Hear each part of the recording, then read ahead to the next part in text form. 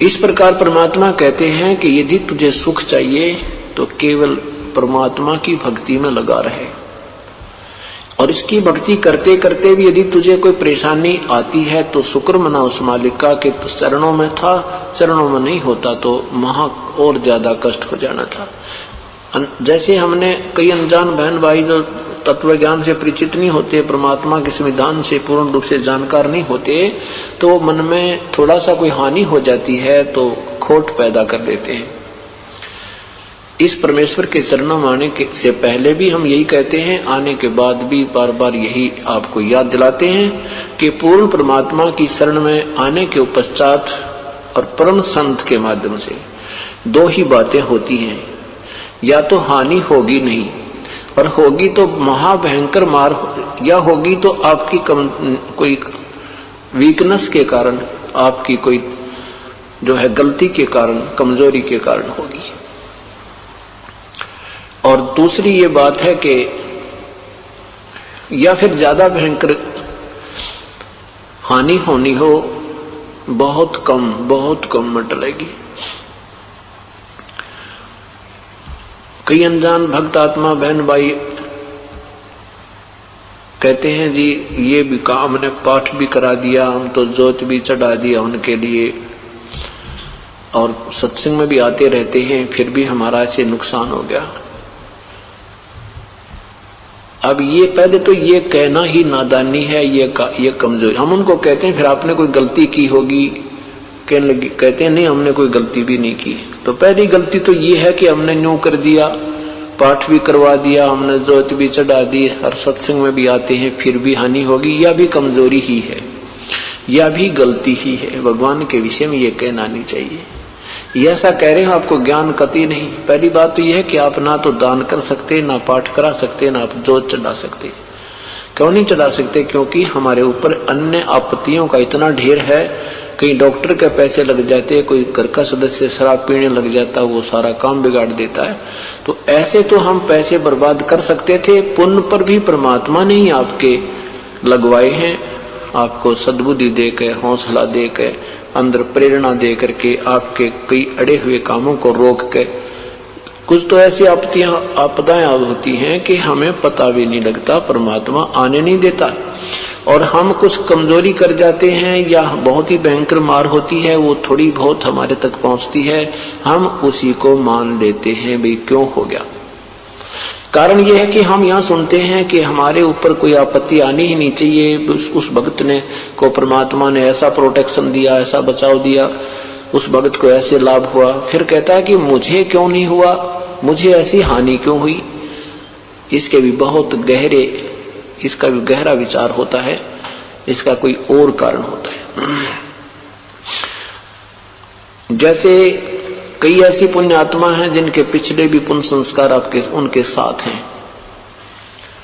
और कुछ ऐसी हैं जिनके पिछले पुण्य इतने नहीं हैं, फिर उन्होंने अब तैयार करने हैं, उनको थोड़ा सा इंप्रूव होने में टाइम लगेगा। जैसे एक भयंकर बीमार हो, एक थोड़ा बीमार हो। थोड़ा बीमार तो 2 दिन की गोलियां में ठीक हो जा, और ज्यादा बीमार है उन्हें 3 महीने गोली खानी पड़ जाए जब जाकर सेट होए। तो इस तरह अपनी स्थिति को समझकर प्रभु को उलाहना नहीं देना चाहिए। अब जैसे किसी ने कंबल ओढ़ लिया और फिर भी सर्दी महसूस हो रही है, तो कोई न्यू का मैंने कंबल भी ओढ़ रखा है, स्वेटर भी पहन रखी है, और फिर भी जा डर आ गया, क्या फायदा हुआ इस स्वेटर और कंबल का। तो क्या कह सकता है समझदार व्यक्ति ये बातें? आज हम भक्ति मार्ग में ऐसे हैं, जब कंबल भी ओढ़ रखा है, स्वेटर भी पहन रखी है, और फिर भी सर्दी सता रही है, तो सर्दी ही ज्यादा है। कंबल और स्वेटर ने अपना प्रोटेक्शन जितना उनकी औकात थी वो कर रखा है। अगर यदि ये भी ना होते तो आपको सीधा नमूनिया हो जाना था, मृत्यु हो जानी थी आपकी। तो इसी उसका तरीका क्या है? कंबल को उठाकर फेंक देना या स्वेटर निकालकर डाल देना समझदारी नहीं है। उसका तो और ऐसा ही तरीका अपनाना पड़ेगा, उसको बढ़ाना है, उस प्रोटेक्शन के तरीके को, सर्दी से बचाव के तरीके को बढ़ाना है। जैसे एक कंबल और जोड़, एक और ओढ़ ले, उससे भी नहीं बात बनती है तो को रजाई का प्रबंध कर। तभी वही समझदारी है। तो जैसे हम एक पाठ कराते हैं, जोत बोल दी है, 10 रुपए दान किया है, फिर भी हमें राहत नहीं मिली है, तो यही तरीका है और कोई तरीका नहीं। इसी डोज को और बढ़ाओ और एक दिन देखना सब ठीक हो जाएगा। हम शीघ्रता भी ज्यादा करते हैं। नाम लेने के बाद अगर रास्ते में कोई ठोकर भी लग जाए, अंगूठा फूट गया, तो हम यही सोचते हैं कि ये क्यों हुआ, नहीं होना चाहिए था।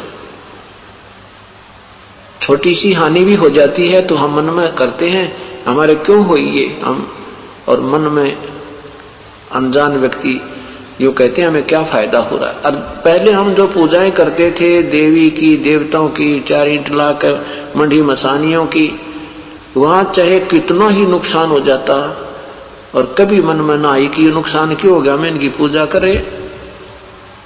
कारण क्या है कि वहां तो काल का बोलबाला था। काल तो यही चाहता है कि ये अपना शास्त्र विरुद्ध साधना में लीन रहें और मरते खपते रहें। और यहां आते हैं तो हम ये सुख सुनकर आते हैं कि वहां जाने से ये लाभ होता है। तो हमारा दृष्टिकोण फिर यही रहता है कि मेरे इब कांटा भी नहीं लगना चाहिए जब इस नाम न रखूं। अरे तेरा भला हो, ये ज्ञान बनाओ, थोड़ा सा ज्ञान को आधार रखो, जब ये मार्ग चलेगा। और कुछ दिनों के बाद देखना, आप 2-4 साल 2-3 वर्ष दो मालिक को, आपको कोई आपत्ति नहीं आएगी। और आएगी तो बहुत भयंकर होगी, कति पूरा परिवार विनाश में होना हो, और बहुत राहत मिलेगी आपको। ऐसा कोई संयोग आपका जुड़ा हो, क्योंकि हम युगों युगों के पापों को इकट्ठा किए फिर रहे हैं। पुण्यों को तो स्वर्ग में समाप्त कराते हैं, फिर यहाँ छोटी मोटी कोई पद पोस्ट प्राप्त करके यहाँ विनाश समाप्त कर जाते हैं। और पुण्यों का तो बहुत गुना ढेर है, बहुत गुना ढेर है उनका, पापों का तो बहुत ढेर है। तो उन पापों को अब हमने कम करना है, उसका तरीका है ये जो आपको विधि बताई है। सिमरण करो, सेवा करो, सत्संग सुनो, और ऐसे ही आपका आत्म कल्याण संभव होगा।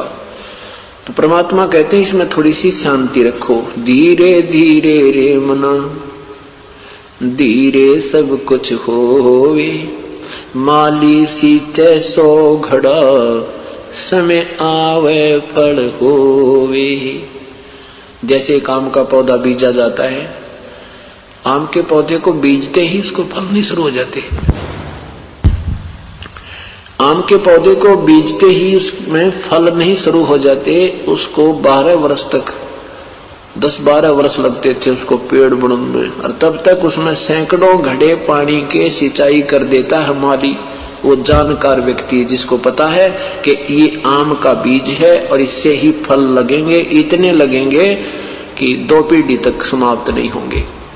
इस दृष्टिकोण से उस वृक्ष को, उस पेड़ की वो परवरिश करता है, और जब बड़ा हो जाता है फिर देख फल लद पद हो जाते हैं। आप भी खावे, पड़ोसी भी तोड़ दे जावे, रिश्तेदारी तक पहुंचा जाता है। इसी प्रकार ये राम नाम का आम आपने बीजा है, इसको बड़ा होने दो थोड़ा सा, शीघ्रता मत करो। थोड़े से दिन देखो, मालिक का इंतजार करो उस दिन की, फिर देखना तुम होए। आपको स्वप्न में भी दुख नहीं आएगा, और आएगा तो इतना हल्का होकर जाएगा, आपको महसूस हो जाएगा कि हाँ ए भगवान आपने बहुत शुक्र रखा हमारा, आपको ऐसा महसूस हो जाएगा। इस ज्ञान को जितना फैलाओगे आपको उतना ही पुण्य मिलेगा, ये सत्य मान लेना।